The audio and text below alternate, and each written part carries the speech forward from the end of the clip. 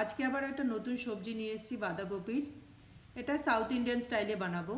তো আপনাদের সবাইকে জয়শ্রী কড়াই কথাতে স্বাগত জানাচ্ছি। তো এই সবজিটা বানানোর জন্য আমি নিয়ে নিয়েছি বাঁধাকপি, নিয়ে নিয়েছি কাঁচা লঙ্কা, হাফ ইঞ্চি আদা, কারি পাতা, রসুন আর ধনে পাতা। আর দিয়ে দেবো একটু মুগ ডাল। মুগ ডালটা আগে থেকে ভাজা আমার, খালি কড়াইতে ভেজে নিয়েছি, ধুয়েও নিয়েছি এটাকে। এবার আমি রসুনটা আমি কেটে নেব, সবজিগুলো আর কি সব কিছু কেটে নেব, যেগুলো যেগুলো দেখালাম আপনাদেরকে। রসুনটা আমি কেটে নিচ্ছি। রসুনটা কাটা হয়ে যাওয়ার পরে আদাটাও আমি কেটে নেব, ছোট ছোট করে রসুন আর আদাটাকে কেটে নিচ্ছি। রসুনও কাটা হয়ে গেছে, এবার আদাটা কাটছি। আদাটা কাটা হয়ে যাওয়ার পরে লঙ্কাটাও কুচিয়ে নেব। তো যেহেতু এটা আমি একটা অন্যরকম সবজি বানাচ্ছি বাঁধাকপি, তো বাঁধাকপিটাও একটু অন্য টাইপের আমি কাটবো। তো সেটা কিভাবে কাটবো সেটা আপনারা দেখে নিন একবার। আমি লঙ্কাটাও আমার কাটা হয়ে গেছে, এবার আমি বাঁধাকপিটা কাটছি। দেখুন, অন্যরকম যেহেতু আমি সবজি বানাচ্ছি বাঁধাকপি, তো কাটাটাও অন্যরকমই হবে।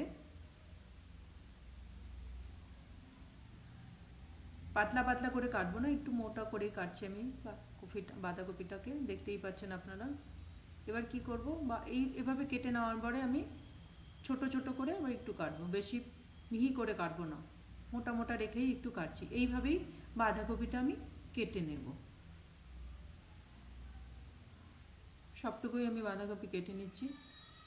অবশ্যই আপনারা এই যেভাবে আমি দেখাচ্ছি আপনারা স্টেপ বাই স্টেপ সেভাবেই আপনারা করবেন।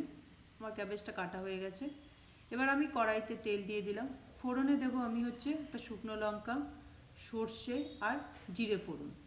এটা দিয়ে দেওয়ার পর 30-40 সেকেন্ড পরে আমি দিয়ে দেবো রসুনটা। রসুনটা দিয়ে দেওয়ার পর ভাজার পরে রসুনের যে একটা গন্ধ আসে, গন্ধটা বেরোনোর পরে আমি বাকি সেগুলো কেটে রাখা সবজিগুলো দিয়ে দেবো, যেটা হচ্ছে লঙ্কা, আদা আর কারি পাতা। এটা দেওয়ার পরে না, রসুন, কারি পাতা, আদার একটা ভালো স্ট্রং ফ্লেভার আছে, গন্ধটা খুব ভালো লাগে। কারি পাতার ফ্লেভার তো বলার কিছু নেই। এবারে আমি দিয়ে দেবো মুগ ডালটা। মুগ ডালটা যেহেতু আমি ধুয়ে নিয়েছি, একটু জল ঝরিয়ে রাখলে ভালো হতো। আমার হাতে সময় ছিল না, যে আপনাদের হাতে সময় থাকলে একটু জলটা ঝরিয়ে নেবেন। তো আমি এবার কি করব, মুগ ডালটা দিয়ে একটু মুগ ডালটা ভেজে নেব, যেহেতু একটু জলটা রয়েছে। এখনও খুব ভালো স্ট্রং ফ্লেভার আসতে থাকে এই সময়, মুগ ডাল, কারি পাতা, রসুন, খুব ভালো আদার একটা ভালো ফ্লেভার আসতে থাকে। এটা ভাজা হয়ে যাওয়ার পরে কী করবো, এবার আমি বাঁধাকপিটা দিয়ে দেবো, ক্যাবেজটা দিয়ে দেবো আর কি। ক্যাবেজটা দিয়ে একটু নেড়ে চেড়ে নিয়ে এর মধ্যে দিয়ে দেবো আমি হচ্ছে নুন আর হলুদ। আমি একটু নেড়ে নিলাম 2-3 মিনিট। আমি যেভাবে স্টেপ দেখাচ্ছি সেভাবেই কিন্তু এই সবজিটা বানাবেন, যেরকমভাবে আমি বলছি। খুব অল্প জিনিস দিয়েই আমি বানাচ্ছি এটা। হলুদ আমি নুন দিয়ে দিচ্ছি, নুন দিচ্ছি আমি এখানে 2 চামচ মতন, ছোটো চামচে 2 চামচ নুন দিয়েছি। সামান্য হলুদটা কিন্তু একদম সামান্য দেবেন, বেশি দেবেন না। আর এটাকে একদম একটু ঝুড়া ঝুড়া মতন রাখতে হবে ক্যাবেজটা, তাহলেই খেতে ভালো লাগবে। এবার কি করব, 2 মিনিটের জন্য আমি একটু ঢেকে দেবো। নুন হলুদ দিলাম যেহেতু, একটু সেদ্ধ হয়ে যাবে বাঁধাকপিটা। দেখুন একটু বাঁধাকপিটা সেদ্ধ হয়ে গেছে। এই সময় কিন্তু খুব সুন্দর একটা ফ্লেভার আসতে থাকে, সব কিছুর খুব সুন্দর ভালো ফ্লেভার আসতে থাকে। আপনারা ঘরে বানালেই আপনারাই বুঝতে পারবেন যে আমি কি বলছি আপনাদেরকে। একবার বানিয়ে দেখবেন, বানিয়ে খেয়ে দেখবেন। আমি তো এই ক্যাবেজের এই সবজিটা বানালে আমি কি করি, শুধু শুধু বাটিতে নিয়েও খেয়ে থাকি।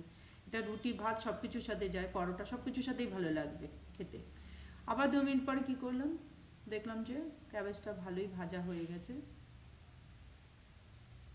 ভাজা হয়ে যাওয়ার পরে নামানোর আগে আমি কি করব, ধনে পাতা দেবো। এখানে অপশনাল, এখানে কিন্তু আপনারা কিন্তু চাইলে নারকেলও দিতে পারেন। নারকেলটা দিলে খুব ভালো, আরও ভালো লাগবে সবজিটা খেতে, কিন্তু আমার কাছে নারকেল ছিল না তাই আমি দিলাম না।